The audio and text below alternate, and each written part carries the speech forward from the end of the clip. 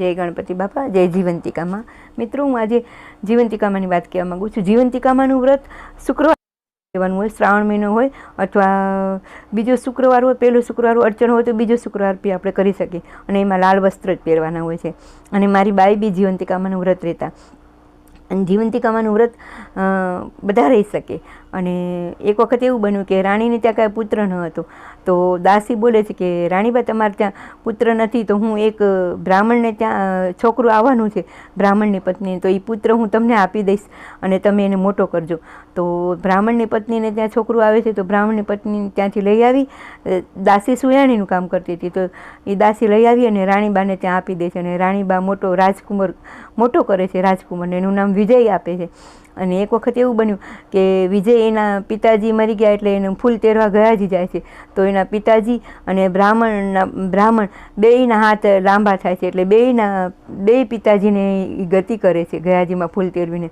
અને એવું એને ત્યાં એક વાણિયાને ત્યાં રહેલો હતો વિજયકુમાર, તો એ ત્યાં એને વિધાતામાં, એને વાણિયાના ઘરે ત્યાં છોકરો આવવાનો હતો, તો વિધાતામાં લેખ લખાયા, તો જીવંતિકામાં હતા ત્યાં. તો વિધાતામાં બોલે છે કે વિધાતામાં તમે, જીવંતિકામાં બોલે છે કે વિધાતામાં તમે શેના લેખ લખો છો? તો એ કે વાણિયાના પુત્રને કાલ મરી જશે એવા.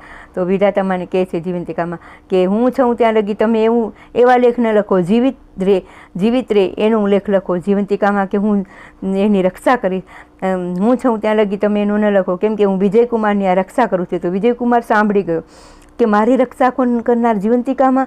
એટલે કે એની માતા જીવંતિકામાંનું વ્રત કરે છે.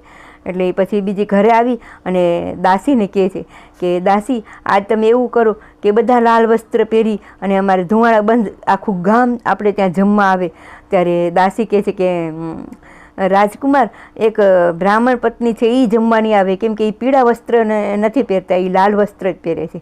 ત્યારે એની માટે લાલ વસ્ત્ર મોકલાવો. વિજયકુમાર લાલ વસ્ત્ર મોકલાવે છે અને પછી બધા જમવા આવે છે. અને પછી વિજયકુમારને ખબર પડી જાય છે કે આ જ મારી માતા છે.